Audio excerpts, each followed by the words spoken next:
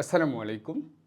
আজকে আমরা ষষ্ঠ শ্রেণীর গণিতের ষষ্ঠ অধ্যায় জ্যামিতির মৌলিক ধারণা এই অধ্যায়ের বেসিক কিছু জিনিস ক্লিয়ার করে দিব এবং বুঝিয়ে দিব এবং পৃষ্ঠা বাই পৃষ্ঠা তোমাদেরকে পড়িয়ে দিব।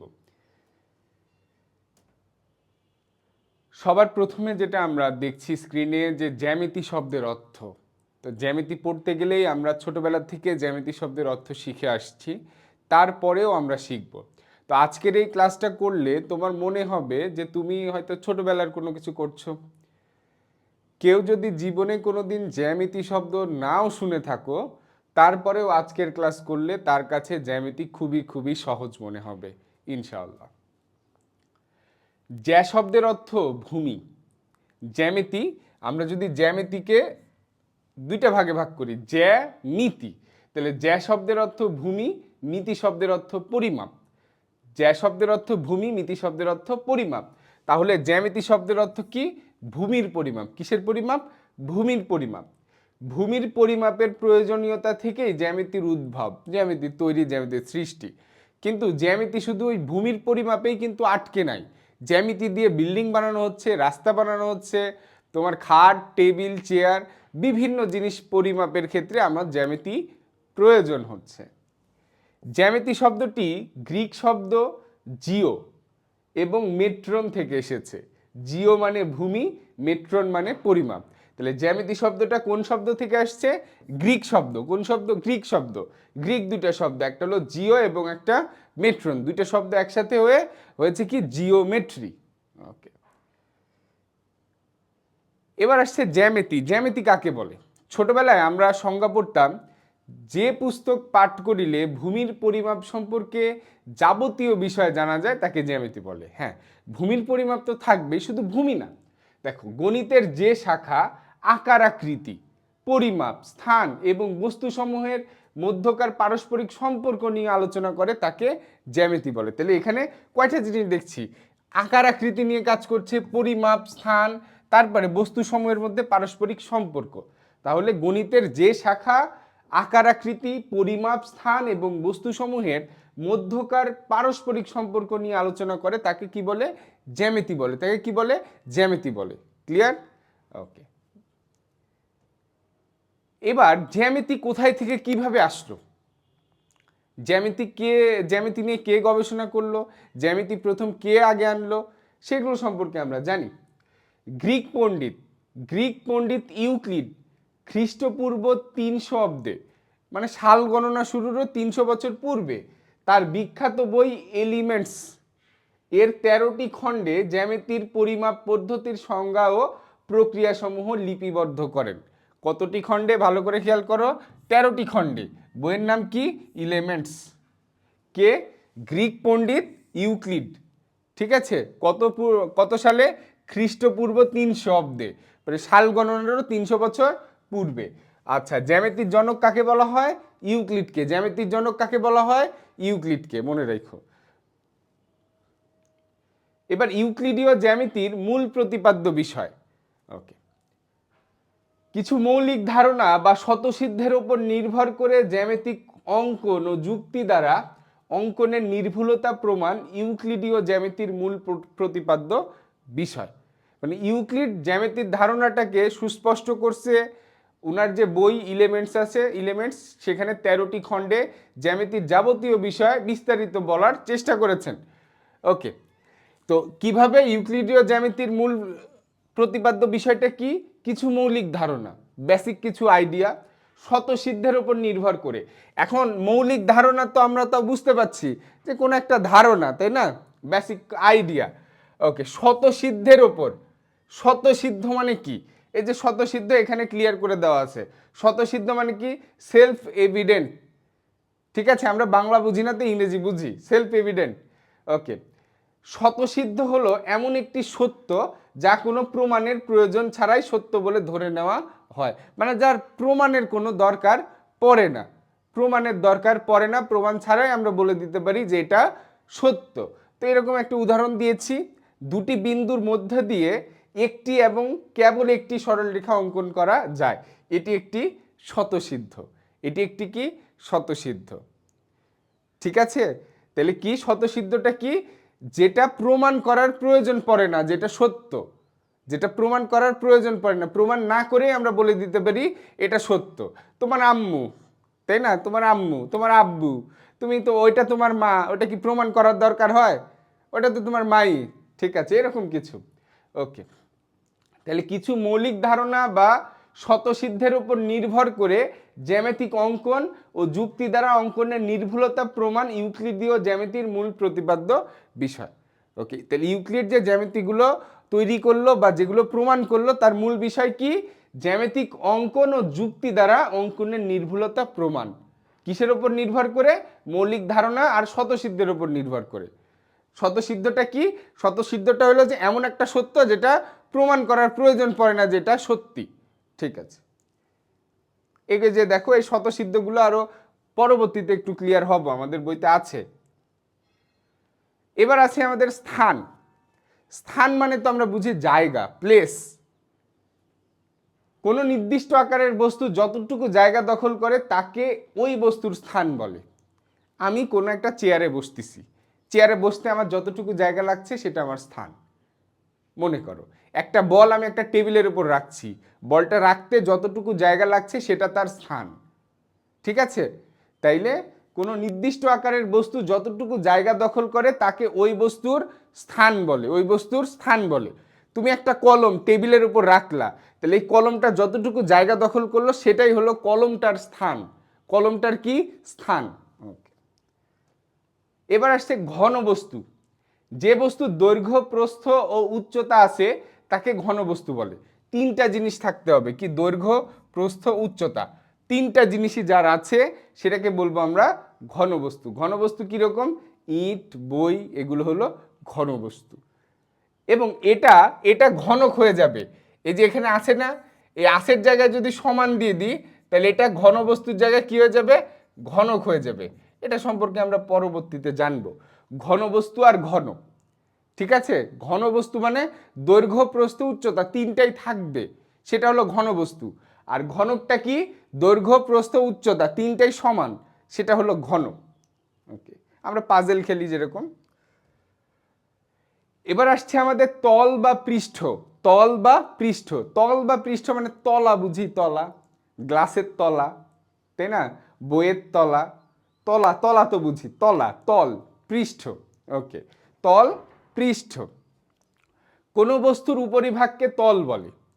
যেমন একটি ইটের 6টি পৃষ্ঠ আছে, প্রত্যেক পৃষ্ঠ এক একটি তল নির্দেশ করে। তল বা পৃষ্ঠ একই জিনিস। ঠিক আছে, ওকে, তাহলে ইট, একটা যদি ইট দেখো বা একটা যদি বই দেখো, একটা বইয়ের কয়টা তলা আছে? পৃষ্ঠ, পৃষ্ঠা না কিন্তু পৃষ্ঠ।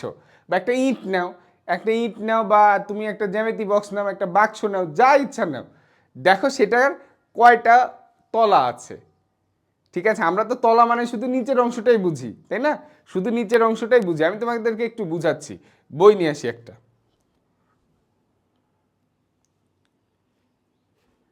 ওকে, তোমাদের বোঝানোর জন্য ভালো একটা জিনিস পাইছি, বাক্স, ইটের মতোই। ঠিক আছে, তাহলে এখানে দেখো কয়টা তলা আছে বা পৃষ্ঠ আছে।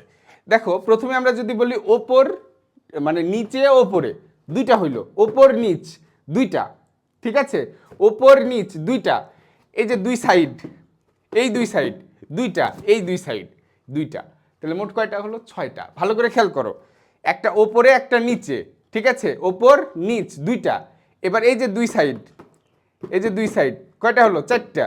আবার এই দুই সাইড, তাহলে কয়টা হলো? 6টা। তাহলে এই 6টা হলো আমাদের কি? পৃষ্ঠ বা তল। একটা ঘনবস্তু, ঘনবস্তু যে আকৃতিগুলো আছে, ইট হোক, বই হোক, যেরকমই হোক, সেটার কয়টা তল থাকে? 6টা তল বা 6টা পৃষ্ঠ থাকে। ঠিক আছে, তলের শুধু দৈর্ঘ্য ও প্রস্থ আছে কিন্তু কোনো পুরুত্ব বা বেদ নাই, মানে উচ্চতা নাই। তল, তল কি? একটা বইয়ের পৃষ্ঠা, একটা বইয়ের পৃষ্ঠায় কয়টা তল আছে? 2টা তল আছে, এপার ওপার। ঠিক আছে, 2টা তল আছে, বইয়ের পৃষ্ঠা, খাতার পৃষ্ঠা। তাহলে ওই যে বইয়ের পৃষ্ঠা, একটা একটা পৃষ্ঠার কতটুকু পুরুত্ব আর আছে, সেই পুরুত্বটা তো আমরা তো মনে করো যে ধরতে পারবো না। ঠিক আছে, তো একটা বইয়ের পৃষ্ঠা কল্পনা করো, বইয়ের পৃষ্ঠার দৈর্ঘ্য আছে, প্রস্থ আছে, কিন্তু ওই বইয়ের পৃষ্ঠার তো উচ্চতা নাই বা পুরুত্ব নাই বা বেদ নাই। ঠিক আছে, তাইলে আমরা কি তলের শুধু দৈর্ঘ্য আর প্রস্থ আছে, পুরুত্ব বেদ উচ্চতা কিছু নাই। তাহলে দৈর্ঘ্য আর প্রস্থ আছে, দুইটা জিনিস আছে তিনটার মধ্যে, তাই এটা হলো কি দ্বিমাত্রিক। মাত্রা কি সেটা আবার বুঝাই দিচ্ছি। তল বা পৃষ্ঠ সমতল বা বক্রতল হইতে পারে। কি হইতে পারে? সমতলও হইতে পারে, বক্রতলও হইতে পারে। সমতল কি? টেবিলের উপরিভাগ। বক্রতল কি? বলের উপরিভাগ। ঠিক আছে? তাইলে কি হলো আমাদের? তল বা পৃষ্ঠ দুই রকম হতে পারে, সমতল বক্রতল। সমতল কোনটা? টেবিলের উপরিভাগ যেটা মসৃণ সমান, আর বক্রতল বলের উপরিভাগ। এবার আসছি মাত্রা। এই যে এখানে আমরা একটা মাত্রা দেখলাম না, দ্বিমাত্রিক মাত্রা। তো আমরা মাত্রা তো বুঝি না, আমরা কি বুঝি? আমরা মাত্রা বুঝি না, আমরা বুঝি ডাইমেনশন। ডি বুঝি, ডি। এই যে 2D 3D এটা বুঝি না আমরা, 2D 3D 4D। আমরা 3Dটা তো খুব ভালো করে বুঝি, 3D, তাই না? ওকে, 2D 3D 4D 7D। ঠিক আছে, দেখবা যে এখন বিভিন্ন সিনেপ্লেক্সে এরকম কিছু মুভি হয়, 9D মুভি মনে হয়, ওইখানে খুব ভালোভাবে দেখা যায়। যাই হোক, তাহলে ডাইমেনশন ডি, ডাইমেনশন মাত্রা, ডাইমেনশন ডি। এটা 3D মানে 3 ডাইমেনশন। এখন ডাইমেনশনটা কি বা মাত্রাটা কি? মাত্রা বলতে সাধারণত কোনো বস্তুর দৈর্ঘ্য প্রস্থ উচ্চতা আকার বা স্থান দখল করার পরিমাণকে বোঝায়।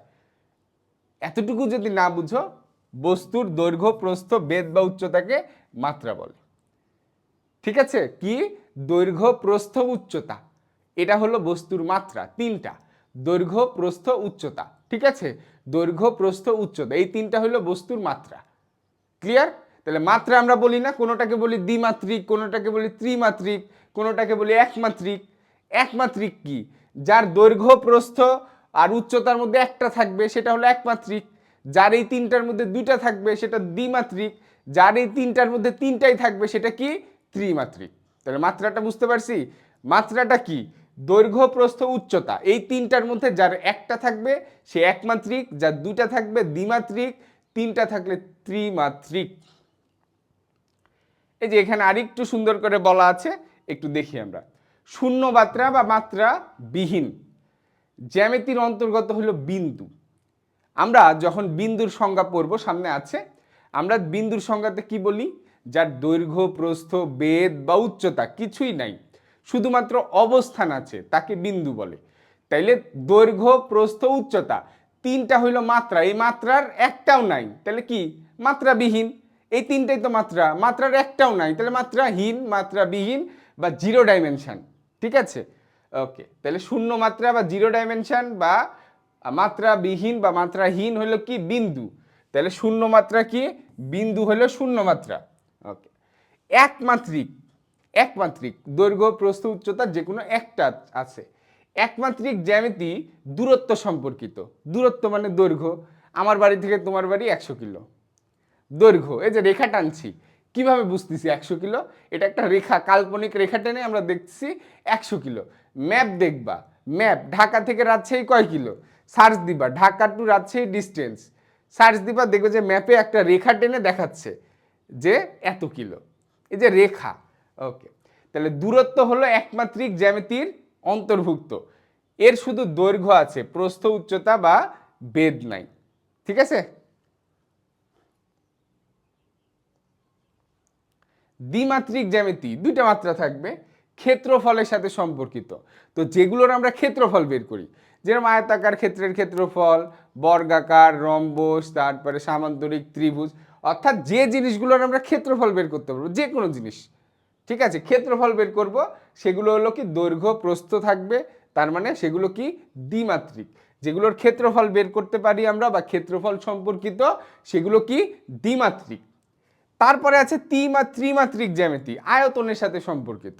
আমরা জানি যে আয়তনের দৈর্ঘ্য প্রস্থ উচ্চতা তিনটাই থাকে, বা আয়তন বের করতে গেলে তিনটাই লাগে। তাইলে আয়তন যেগুলোর সাথে সম্পর্কিত সেগুলো কি? ত্রিমাত্রিক। অন্তত আমরা মনে হয় ক্লিয়ার হয়েছি যে মাত্রাটা কি। ওকে, মাত্রা দৈর্ঘ্য প্রস্থ উচ্চতা, এটা হলো তিনটা মাত্রা। যার যে কয়টা থাকবে সেই কয় মাত্রিক। যার দুইটা থাকবে সে দ্বিমাত্রিক, তিনটা থাকলে ত্রিমাত্রিক। এবার আসছে বিন্দু। যার শুধু অবস্থান আছে কিন্তু দৈর্ঘ্য প্রস্থ ও বেধ বেদ বা উচ্চতা পুরুত্ব একই জিনিস, নেই তাকে বিন্দু বলে। বিন্দু আমরা জানি বিন্দু কি। ওকে, তাহলে আমরা পরে অগ্রসর হই। রেখা, যার কোনো নির্দিষ্ট দৈর্ঘ্য নেই তাকে রেখা বলে, অথবা বিন্দুর চলার পথকে কি বলে? রেখা বলে। যার যেটা ইচ্ছা দিতে পারো। আবার অনেকে বলতে পারো যে স্যার রেখা আমার মায়ের নাম, আমার খালার নাম, আমার আন্টির নাম। ওই রেখা না, এটা হলো জ্যামিতির রেখা। ঠিক আছে? যার কোনো নির্দিষ্ট দৈর্ঘ্য নেই তাকে কি বলে? রেখা বলে, অথবা বিন্দুর চলার পথকে কি বলে? রেখা বলে। রেখার দুই প্রান্ত অসীম পর্যন্ত বিস্তৃত। অসীম পর্যন্ত মানে সীমানা নাই, এর কোনো সীমানা নাই। ঠিক আছে? এই যে নদী, নদী চলে যাচ্ছে, দেখো নদীর কোথায় শুরু কোথায় শেষ বলতে পারছি না আমরা। কিন্তু একটা পুকুর, পুকুরের ধারে বসে থেকে আমরা তো বলতে পারি যে পুকুরের এই পাশে শুরু ওই পাশে শেষ, দেখাই যায়। তাহলে পুকুরের সীমানা আছে, বড় দিঘির সীমানা আছে, নদী সমুদ্র এগুলোর কোনো সীমানা নাই। সীমানা নাই বা অসীম কি, এর কোথায় শুরু কোথায় শেষ সেটা আমরা জানি না। এই যে দুই দিকের তীর চিহ্ন, তীর চিহ্ন মানে অসীম, এর শেষ আমরা কোথায় বলতে পারবো না, তীর চিহ্ন মানে। ওকে, রেখা দুই প্রকার, একটা সরল রেখা আর একটা কি? বক্ররেখা। যে রেখা চলার পথে দিক পরিবর্তন করে না তাকে সরল রেখা বলে, দিক পরিবর্তন না করলে সোজাই যাবে। আর যে রেখা চলার পথে সোজা নয় বা দিক পরিবর্তন করে তাকে কি বলে? বক্ররেখা বলে, আঁকা বাঁকা হয়ে চলে। রেখাংশ, রেখাংশ, রেখার অংশ, রেখাংশ, রেখার অংশ। তাহলে আমরা রেখা কি? রেখা দেখলাম আমরা, রেখা হলো যেটা, এর অংশ, একটা অংশ কেটে নিই, একটা অংশ কেটে নিই, কেটে নিই, আমি মনে করি এতটুকু অংশ কেটে নিলাম, তাহলে রেখার অংশ, এটাই হচ্ছে কি? রেখাংশ, রেখার অংশ। যার নির্দিষ্ট দৈর্ঘ্য আছে। নির্দিষ্ট দৈর্ঘ্য মানে কি? দুইটা প্রান্ত থাকলে নির্দিষ্ট দৈর্ঘ্য থাকে, তাছাড়া নির্দিষ্ট দৈর্ঘ্য পাওয়া সম্ভব না। আমার কথা বুঝতে পারছো? দুইটা প্রান্ত থাকলে তার নির্দিষ্ট দৈর্ঘ্য পাওয়া যায়, তাছাড়া তো নির্দিষ্ট দৈর্ঘ্য পাওয়া যায় না। ওকে, রেখাংশের দুটি প্রান্ত বিন্দু আছে। প্রান্ত বিন্দু, এই যে আমরা এতটুকু কেটে নিয়েছি, মানে শুরু এখানে শেষ এখানে। প্রান্ত বিন্দু মানে কি? শুরু এবং শেষ এই দুইটা জিনিস থাকবে, সেটাই হলো প্রান্ত বিন্দু। প্রান্ত বিন্দু কি? দুইটা প্রান্ত বিন্দু, একটা শুরু একটা শেষ। যদি দুইটাই থাকে শুরু এবং শেষ, তাইলে নির্দিষ্ট দৈর্ঘ্য আছে, কিন্তু কোনোটার শুরু আছে শেষ নাই, তাইলে নির্দিষ্ট দৈর্ঘ্য তো আমরা বলতে পারবো না। যার একটি প্রান্ত বিন্দু আছে কিন্তু নির্দিষ্ট দৈর্ঘ্য নেই তাকে রশ্মি বলে। তার মানে কি? এর শুরু আছে কিন্তু শেষ নাই, এর শুরু আছে শেষ নাই। এই যে এখানে শুরু, কিন্তু শেষ কোথায় সেটা আমরা বলতে পারছি না। তাহলে আমরা তিনটা জিনিস পেলাম। কয়টা জিনিস? তিনটা জিনিস। রেখা, রেখার শুরুও নাই শেষও নাই, প্রান্তবিন্দু নাই, শুরুও নাই শেষও নাই, প্রান্তবিন্দু নাই রেখার। ওকে, তাহলে কতটুকু, কোথায় শুরু কোথায় শেষ আমরা জানি না।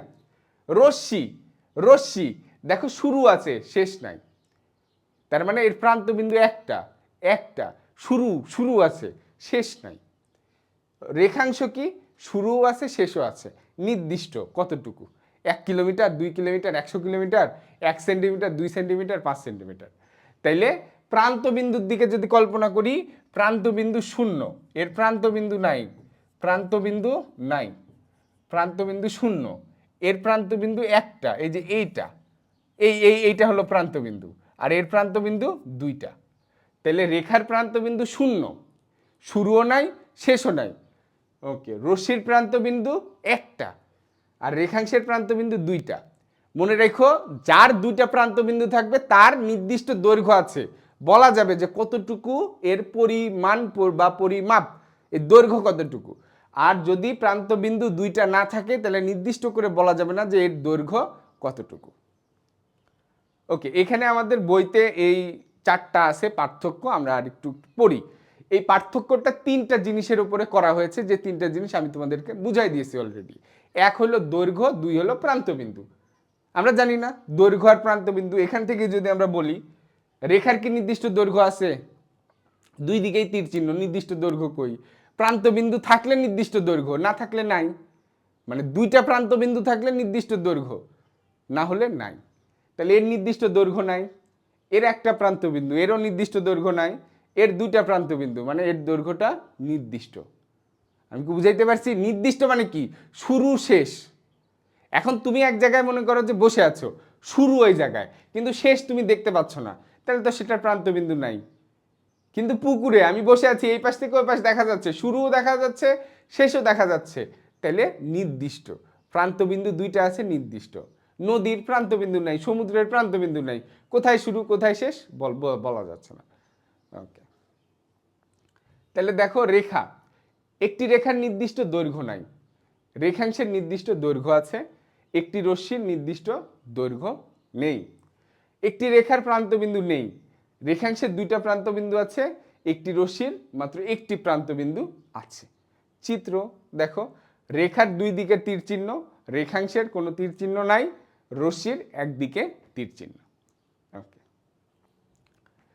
আচ্ছা তোমাদের জন্য তো একটা সুখবর, সেটা হলো যে 26 তারিখ থেকে আমাদের গণিত এবং বিজ্ঞানের যে কামব্যাক কোর্সটা শুরু হচ্ছে, সেখানে তোমরা ভর্তি হতে পারবা। আমাদের ক্লাসগুলো কিভাবে হয় তোমরা হোয়াটসঅ্যাপে দেখেছো। যারা ভর্তি হতে চাও ভর্তি হতে পারবা। মাত্র 500 টাকায় গণিত এবং বিজ্ঞানের অর্ধবার্ষিকের যে সিলেবাস সেটা কমপ্লিট করে দিব। তোমার স্কুলের সিলেবাস তুমি বুঝে নিবা, তুমি কমপ্লিট করে নিবা, সমস্যা নেই। আমরা সবার স্কুলের সিলেবাসটাই কমপ্লিট করে দিব, কোনো টেনশন নাই। ওকে, অনেকে আবার ভাবতে পারে যে স্যার আলাদা আলাদা করে পড়াবেন নাকি? আলাদা না তো, সবার স্কুলের সিলেবাসই প্রায় সেম, কারো দুইটা অধ্যায় বেশি, কারো দুইটা অধ্যায় কম। তাহলে আমাদের করতে হবে কি, ওই দুইটা অধ্যায় বেশি পড়াইতে হবে, এতটুকুই তো, এটা ছাড়া আর কোনো পার্থক্য নাই। আমাদের ক্লাসগুলো কিন্তু দুইভাবে হবে, কোনো ক্লাস ফেসবুক লাইভে হবে, কোনো ক্লাস প্রি রেকর্ড দিয়ে দেওয়া হবে, এবং প্রত্যেকটা ক্লাসেরই আমাদের রেকর্ড থাকবে, সেটা লাইভ হোক আর যেভাবেই হোক। বিদ্যুৎ থাক না থাক দেখা যাবে। এখানে ভর্তি প্রক্রিয়া আছে, দেখে ভর্তি করতে মানে ভর্তি হইতে পারো তোমরা। ওকে, এখানে দেখি এবার বিন্দু রেখা তল সম্পর্কিত কয়েকটি প্রয়োজনীয় ধারণা বা স্বতঃসিদ্ধ। স্বতঃসিদ্ধ মানে তো একটু আগে বললাম যে যেটা প্রমাণ করার প্রয়োজন নাই, যেটা সত্য নাকি না তেমনি সত্য, প্রমাণ ছাড়াই যেটা সত্যি ধরে নিই আমরা। দুইটি বিন্দুর মধ্যে দিয়ে একটি এবং কেবলমাত্র একটি সরল রেখা আঁকা যায়। দুইটা বিন্দু দেখো, দুইটা বিন্দু, এটা একটা বিন্দু, এটা একটা বিন্দু। আমি যদি এই যে একটা দাগ দিয়ে দিই, একটা দাগ দিলাম, তাইলে তো আর কোনো কিছু করার থাকছে না, একটাই সরল রেখা আঁকা যাবে। হ্যাঁ, অনেকগুলো আঁকা যাবে, কিন্তু সেটার তো সরল রেখা হবে না, বক্ররেখা হবে। তাহলে আমি কি বললাম যে দুইটা বিন্দু, দুইটা বিন্দু, এইখানে একটা বিন্দু, এখানে একটা বিন্দু, এই দুইটা বিন্দুর মধ্যে কি করা যাবে, একটাই সরল রেখা আঁকা যাবে। কয়টা? একটাই সরল রেখা আঁকা যাবে। বক্ররেখা আঁকা যাবে অনেকগুলো, কিন্তু সরল রেখা একটাই আঁকা যাবে দুইটা বিন্দু মাঝখানে। যেসব বিন্দু একই সরল রেখা অবস্থিত তাদেরকে সমরেখ বিন্দু বলে। আচ্ছা, এই যে মনে করো একটা সরল রেখা, এখানে একটা বিন্দু, এখানে একটা বিন্দু, এখানে একটা বিন্দু, মানে একটা সরল রেখার ওপর অবস্থিত অনেকগুলো বিন্দু। মনে করো এই বিন্দুর নাম এ, এই বিন্দুর নাম বি, এই বিন্দুর নাম সি, আর পুরা পুরা হলো যে সরল রেখা সেটার নাম এক্স ওয়াই। তাহলে এক্স ওয়াই সরল রেখার উপরে এ বি সি তিনটা বিন্দু, তাহলে একটা সরল রেখার উপরেই তিনটা বিন্দু, তাহলে এই তিনটা হলো সমরেখ বিন্দু। ঠিক আছে, কি সমরেখ বিন্দু, মানে একই রেখার উপর অবস্থিত বিন্দু। একটি রেখাংশের দৈর্ঘ্যই তার প্রান্ত বিন্দুদ্বয়ের দূরত্ব। একটি রেখাংশের দৈর্ঘ্য, রেখাংশ, এই যে রেখাংশ, এই যে রেখাংশ, প্রান্ত বিন্দুদ্বয়ের দূরত্ব। একটি রেখাংশের দৈর্ঘ্য, এই রেখাংশটা মনে করো 5 সেন্টিমিটার, মনে করো 5 সেন্টিমিটার, তাহলে রেখাংশের দৈর্ঘ্যই তার প্রান্ত বিন্দুদ্বয়ের দূরত্ব।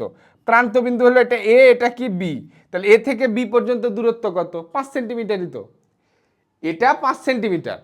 তো বলছে একটি রেখাংশের দৈর্ঘ্য 5 সেন্টিমিটার, তার প্রান্ত বিন্দুদ্বয়ের দূরত্বের সমান। প্রান্ত বিন্দু মানে কি, এই বিন্দু থেকে ওই বিন্দু কতটুকু, এই বিন্দু থেকে ওই বিন্দু কতটুকু। দেখো একটা জিনিস খেয়াল করো, এই যে এটা মনে করো 5 সেন্টিমিটার, মনে করো এটা দৈর্ঘ্য 5 সেন্টিমিটার, এর দুইটা প্রান্ত বিন্দু, একটা এ একটা বি, তাহলে এ থেকে বি এর দূরত্ব কত? 5 সেন্টিমিটারই তো। একই জিনিস ঘুরায় ফিরায় বলতেছে। প্রান্ত বিন্দুদ্বয় ছাড়া রেখাংশের অন্য যে কোনো বিন্দুকে ওই রেখাংশের অন্তস্থ বিন্দু বলে। এই যে মনে করো প্রান্ত বিন্দু এ বি, এখানে কি প্রান্ত বিন্দু প্রান্তবিন্দু কি? প্রান্তবিন্দু A B, প্রান্তবিন্দু A B, A B comma দিতে হবে কিন্তু, যেহেতু বিন্দু একটা একটা করে। এর ভেতরে এই দুইটা বিন্দু বাদে এর ভেতরে যত বিন্দু থাক এইগুলো সব কি আমাদের অন্তস্থ বিন্দু, অন্তস্থ ভেতরের বিন্দু, অন্তস্থ বিন্দু। সরি, এখানে এ বি দিচ্ছে কেন, এখানে মনে করো দিলাম পি কিউ, এগুলো কি অন্তস্থ বিন্দু, কি অন্তস্থ, অন্তস্থ বিন্দু, ঠিক আছে, অন্তস্থ বিন্দু। প্রান্তরেখা বাদে যে বিন্দুগুলো থাকবে সেগুলো কি অন্তস্থ বিন্দু। ওকে, একটা থাক দুইটা থাক। ওকে, একই সমতলে দুইটি রেখা একটি এবং কেবলমাত্র একটি বিন্দুতে পরস্পরকে ছেদ করতে পারবে।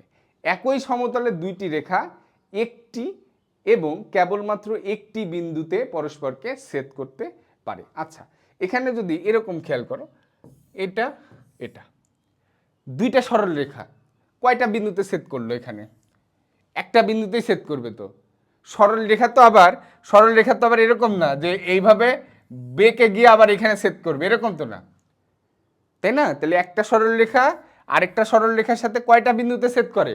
একটা বিন্দুতে ছেদ করে। কয়টা বিন্দুতে? একটা বিন্দুতেই ছেদ করে। তুমি যেভাবেই ছেদ করো না কেন, এই যে একটা বিন্দু, এই বিন্দুতে শুধুমাত্র একটা বিন্দুতেই ছেদ করে দুইটা সরল রেখা, এটাই বলেছে। যদি দুইটি বিন্দু একই সমতলে অবস্থান করে তবে তাদের সংযোজক রেখা বা সংযোগ রেখা সম্পূর্ণভাবে ওই তলে অবস্থান করে। খেয়াল করো, এই যে এখানে, এই যে এটা মনে করো, কই সব জায়গায় শুধু মনে করো এটা, এখানে একটা বিন্দু, এখানে একটা বিন্দু, তাহলে এই যোগ করলে তো এই সমতলেই থাকবে বা এই তলেই থাকবে, এই তলেই তো থাকবে। এই তলের দুইটা বিন্দু যোগ করলে তার এই তলে আসবে না। আমার কথা বোঝনি? আচ্ছা, এটা একটা তল, এটা একটা তল, ঠিক আছে, এটা একটা তল। তাহলে এইখানে দুইটা রেখা এই যোগ করলে তো এই তলেই থাকছে না, অন্য কোনো তলে চলে যাবে? বুঝনি? ওকে, আমরা আঁকাই একটা, কি আঁকাই, বাক্স টাক্স কিছু আঁকাই, আঁকাইতে পারো তো তোমরা? ওকে, এটা একটা কি, এটা একটা বাক্স, তাই না? আমি মনে করো ওপরের খণ্ড, এই যে এটা উপর, এটা উপর, এইখানে আমি মনে করো যে ওকে, এই যে ওপরের অংশ, এখানে আমি কি করব, এই বাক্সের ওপরে আমি দুইটা নিলাম, বিন্দু নিলাম। আর এই দুইটা বিন্দু যদি যোগ করি তাহলে তো সেটা ওপরের তলেই থাকবে। ওইখান তো এমন না যে এই দুইটা বিন্দু যোগ করলে নিচের তলে চলে আসতেছে। বুঝাইতে পারছি? পৃষ্ঠা, একটা বইয়ের পৃষ্ঠা নাও, সেখানে দুইটা বিন্দু দিয়ে যোগ করো, তাহলে তো ওই পৃষ্ঠার মধ্যেই থাকছে না, অন্য পৃষ্ঠায় চলে যাচ্ছে? অন্য পৃষ্ঠায় তো যাবে না, এটাই বলছে। সিম্পল কথা, কিন্তু একটু ঘুরিয়ে পেঁচিয়ে বলেছে যে দুইটি বিন্দু একই সমতলে অবস্থান করে তবে তাদের সংযোজক রেখা সম্পূর্ণভাবে ওই তলেই অবস্থান করে। ঠিক আছে, তাহলে আজকে আমরা যতটুকু পড়লাম এর ওপরে আমরা কিছু এমসিকিউ এখন সলভ করার চেষ্টা করব। প্রত্যেকটা বুঝে বুঝে আমরা করব, যেটা বুঝবো না সেটার আমরা ব্যাখ্যা দিয়ে বোঝানোর চেষ্টা করব। কিছু সহজ সহজ আছে, দেখি। এলিমেন্টস গ্রন্থটি কত খণ্ডে লিপিবদ্ধ হয়েছিল? 13টি। কয়টি খণ্ডে? 13টি। ইউক্লিড কোন দেশের পণ্ডিত? ওখানে বলা আছে গ্রিক পণ্ডিত। গ্রিক মানে গ্রিস দেশের। কোন দেশ? গ্রিস। কোন দেশ? গ্রিস।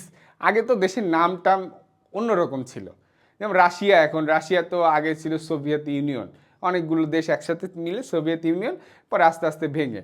যেরকম এখন আমরা বাংলাদেশ, ভারত, পাকিস্তান, এটা আগে ছিল ভারতবর্ষ, ঠিক আছে? এখন যদি মনে করো যে 200 বছর আগের কারো কথা বলো যে ওর জন্ম কোথায়, 200 বছর আগে, ঠিক আছে, এই রবীন্দ্রনাথ ঠাকুর, কাজী নজরুল ইসলাম, জন্ম কোথায়? ওদের জন্ম ভারতবর্ষে। কোথায়? ভারতবর্ষে। এখন সেটা হয়তো মনে করো তখন তো বাংলাদেশের ঢাকাও ছিল হলো ভারতবর্ষের একটা অংশ, সেই সেন্সে বলে যে বাংলাদেশের ঢাকায় জন্ম, কিন্তু তখন তার বাংলাদেশ ছিল না, তখন ছিল কি? ভারতবর্ষ। তো এরকম। জ্যা শব্দের অর্থ কি? ভূমি। পারি আমরা। মিতি শব্দের অর্থ পরিমাপ। খুবই সহজ। কিসের পরিমাপ সম্পর্কে আলোচনা থেকে জ্যামিতির উদ্ভব? ভূমির পরিমাপ। কিসের পরিমাপ? ভূমির পরিমাপ।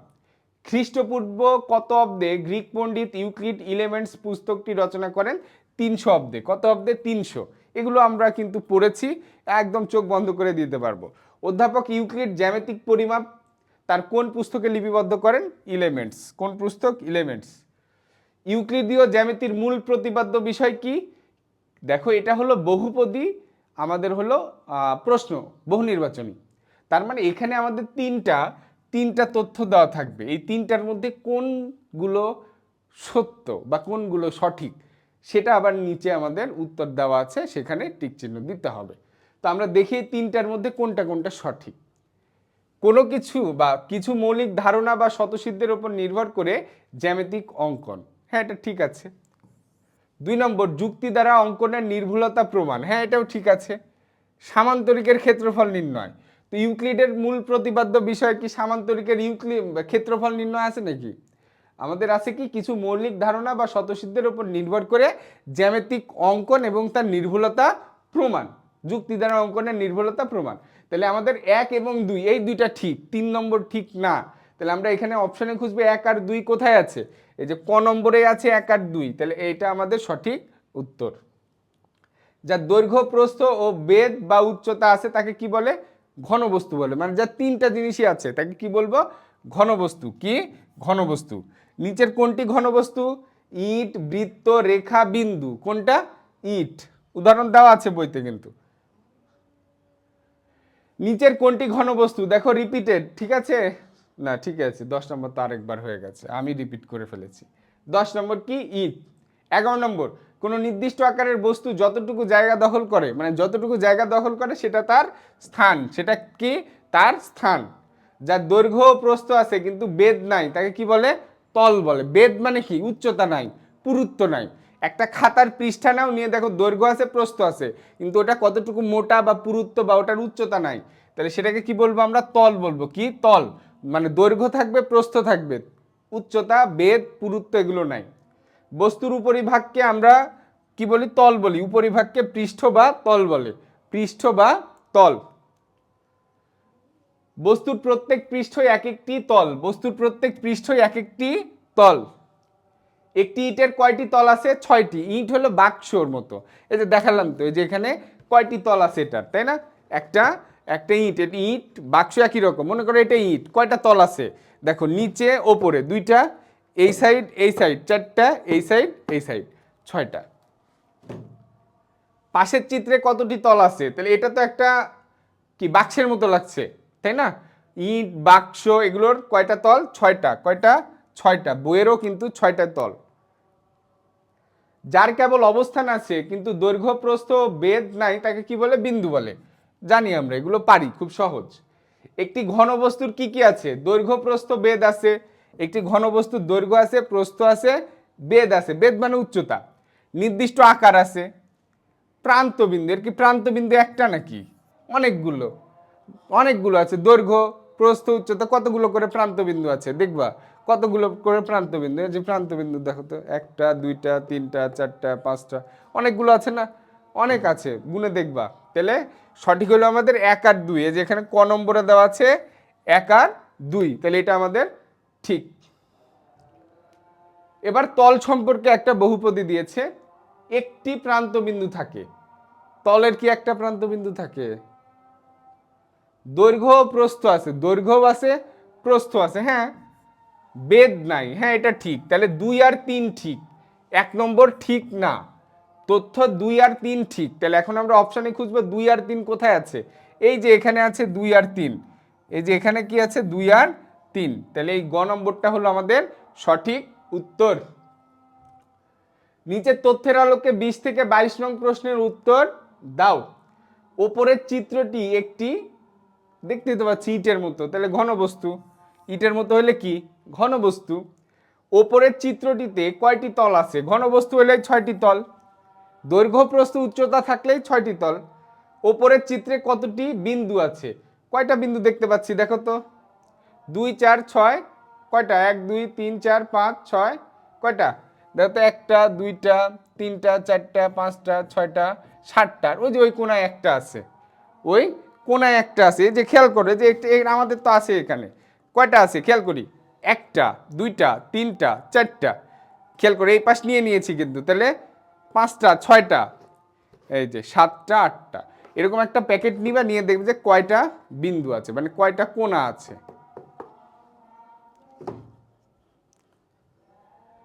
রাশির প্রান্ত বিন্দু কয়টি থাকে? সরি, রশ্মি শিখাইছি একটা, রেখার কোনো নাই, রেখাংশের দুইটা, রশ্মির একটা। দুটি নির্দিষ্ট বিন্দু নিয়ে অঙ্কিত সরল রেখার সংখ্যা হবে একটি। দুইটা বিন্দু থেকে আমাদের সরল রেখা হবে কয়টি? একটি। একটির বেশি সরল রেখা হবে না। বক্ররেখা হবে অনেকগুলো, সরল রেখা একটার বেশি হবে না। পাশের চিত্রটি কি নির্দেশ করে? পাশের চিত্রটি কি নির্দেশ করে? রশ্মি। কি নির্দেশ করে? রশ্মি। কারণ কি? প্রান্তবিন্দু একটা আর একদিকে চলমান, রশ্মি। রেখার একটি অংশকে কি বলে? রেখাংশ বলে। রেখার একটি অংশকে কি বলে? রেখাংশ বলে। ওপরের চিত্রে এ বি কে কি বলে? এ বি, দেখো দুইটা প্রান্ত বিন্দু আছে, তাহলে রেখাংশ। প্রান্ত বিন্দু দেখতে পাচ্ছি, তাহলে কি? রেখাংশ। প্রান্ত বিন্দু থাকলে কিভাবে থাকবে জানো? হয় এরকম প্লেন আকারে থাকবে, দেখো এ বি, এটাও রেখাংশ। অনেক সময় এই যে প্রান্ত বিন্দু এইভাবে দিয়ে দেয়, এটাও প্রান্ত বিন্দু, এটাও রেখাংশ। অনেক সময় প্রান্ত বিন্দু দেখানোর জন্য দুই পাশে দুইটা বিন্দু দিয়ে দেয়, এটাও রেখাংশ। তিনটা একই জিনিস কিন্তু, ঠিক আছে? তার মানে এগুলো কি? রেখাংশ। চিত্রটি কি? এটা একটা রেখা। এখন দেখি রেখা আছে নাকি না। রেখা নাই, সরল রেখা। রেখা, সরল রেখা, বক্ররেখা, ঠিক আছে? আমরা দেখব এই রেখাটা কি রেখা। সরাসরি তো রেখা বলা নাই, তাহলে এটা একটা সরল রেখা। প্রান্ত বিন্দুদ্বয়ের দূরত্ব হচ্ছে একটি রেখাংশের দৈর্ঘ্য। প্রান্ত বিন্দুদ্বয়ের দূরত্ব, এই যে এখানে এ বি থেকে যে দূরত্ব, এটাই হলো এই রেখাংশের দূরত্ব। ঢাকা রাজশাহী দুইটা প্রান্ত, ঢাকা রাজশাহী দুইটা প্রান্ত, ঠিক আছে? ঢাকা থেকে রাজশাহীর দূরত্ব কত? 250 কিলোমিটার। তার মানে ঢাকা একটা প্রান্ত, রাজশাহী একটা প্রান্ত, দুই প্রান্তের দূরত্ব 250 কিলোমিটার। এটার দৈর্ঘ্য 250 কিলোমিটার, যেটাই বলো। তার মানে এ বি, এটা একটা রেখা, এই রেখার দৈর্ঘ্য মনে করো 250 কিলোমিটার, 250 কিমি। এ থেকে বি এর দূরত্ব মানে 250 কিমি, একই জিনিস। প্রান্ত বিন্দুদ্বয়ের দূরত্বই হচ্ছে একটি রেখাংশের দৈর্ঘ্য, পড়লাম। রেখাংশের কয়টি প্রান্ত বিন্দু থাকে? দুইটি। রেখাংশ দুইটি। যেসব বিন্দু একই সরল রেখায় অবস্থান করে তাদেরকে কি বলে? সমরেখ বিন্দু। প্রান্ত বিন্দুদ্বয় ছাড়া রেখাংশের যে কোনো বিন্দুকে ওই রেখাংশের কি বলে? অন্তস্থ বিন্দু বলে। কি বলে? অন্তস্থ বিন্দু বলে। কি বলে? অন্তস্থ বিন্দু বলে। একই সমতলে দুইটি রেখা কয়টি বিন্দুতে ছেদ করে? একটি বিন্দুতে। একই সমতলে দুইটি রেখায় যে রেখা, দুইটা রেখা কয়টা বিন্দুতে ছেদ করলো? একটা বিন্দুতে। ওকে।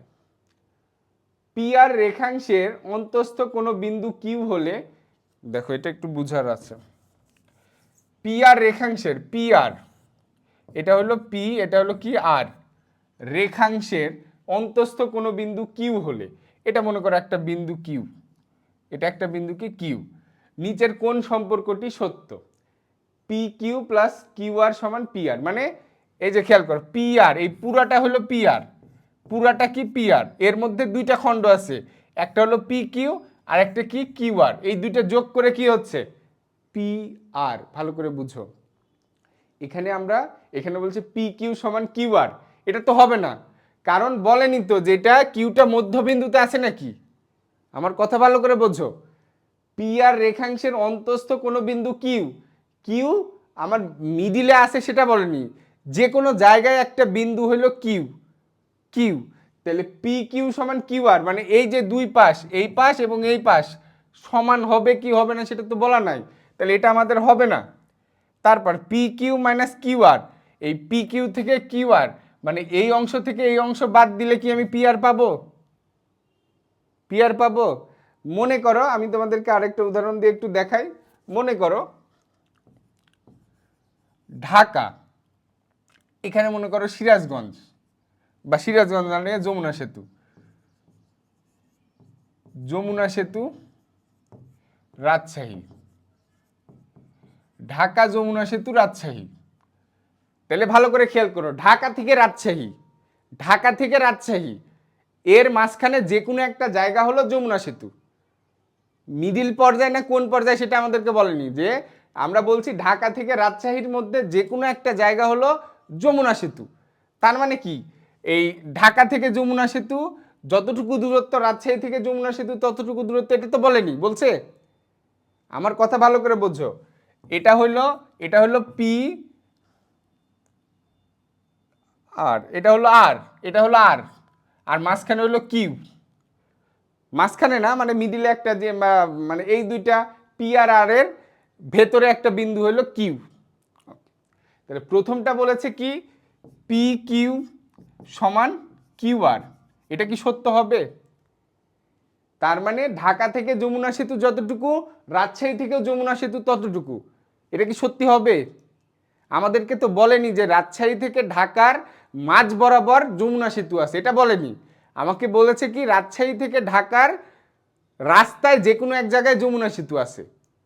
এখন মনে করো ঢাকা থেকে যমুনা সেতু মনে করো 120 কিলো, রাজশাহী থেকে যমুনা সেতু মনে করো 170 কিলো, মনে করো তাহলে দুইটা দূরত্ব তো সমান না, তাহলে এটা সমান হবে না। এখন তারপর বলেছে দেখো পি কিউ যোগ কিউ আর সমান হইল পি আর। তার মানে ঢাকা থেকে যমুনা সেতু যাব, আবার যমুনা সেতু থেকে রাজশাহী যাব, তাহলে মোট দূরত্ব হইল ঢাকা থেকে রাজশাহী। মোট দূরত্ব কি? ঢাকা থেকে রাজশাহী। এটাই তো ঠিক আছে, তাই না? আমি পি থেকে কিউ, ভালো করে খেয়াল করো, পি থেকে কিউ এবং কিউ থেকে আর, এই দুটা মিলে কি হবে? এটা হলো পি আর, এটা মনে করো কিউ। পি থেকে কিউ, পি কিউ যোগ কিউ থেকে আর, কিউ আর, এটা সমান কি হবে? P R. মোট হবে পি আর। আশা করছি বুঝতে কারো প্রবলেম হবে না। তারপর চিত্রে এ বি সি ডি বিন্দুগুলোকে কি বলে? এই বিন্দুগুলোকে সমরেখ বিন্দু বলে, যেহেতু একই রেখার উপর অবস্থিত তার জন্য কি বলে? সমরেখ বিন্দু। রেখা নির্দিষ্ট দৈর্ঘ্য প্রস্থ আছে, এই যে রেখা দুই দিকে তীর চিহ্ন, ওকে, তাহলে নির্দিষ্ট দৈর্ঘ্য প্রস্থ তো নাই রেখার, কোনো প্রান্ত বিন্দু নাই। হ্যাঁ এটা ঠিক আছে, প্রান্ত বিন্দু তো নাই। ওপরে অবস্থিত বিন্দুগুলো সমরেখ, মানে এর ওপরে যেগুলো বিন্দু থাকবে সেগুলো সমরেখ, তাহলে 2 আর 3 ঠিক। তাহলে আমরা অপশনের মধ্যে দেখব 2 আর 3 কোথায় আছে? গ নম্বরে আছে 2 আর 3। এবার রেখাংশ, রেখাংশ যেটা দৈর্ঘ্যই তার প্রান্ত বিন্দুদ্বয়ের দূরত্ব। হ্যাঁ ঠিক আছে, দৈর্ঘ্যই তো প্রান্ত বিন্দুদ্বয়ের দূরত্ব।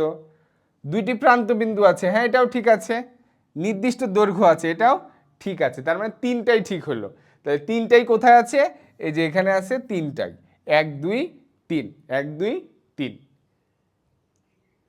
তারপরে দেখি আমরা রশ্মি, একটি মাত্র প্রান্ত বিন্দু আছে। রশ্মি হলো এরকম,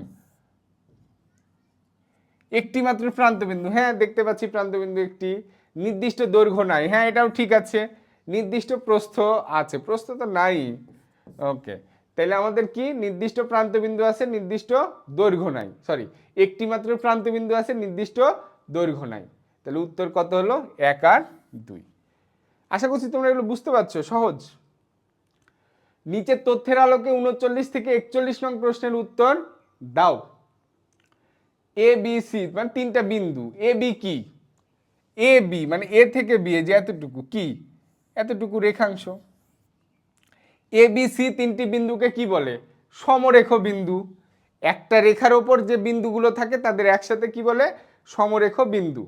এ বি রেখাংশের সি বিন্দুটি হচ্ছে ওই রেখাংশের অন্তস্থ বিন্দু। এ বি রেখাংশের মাঝে একটা বিন্দু আছে সি, তাহলে এটাকে কি বলবো আমরা?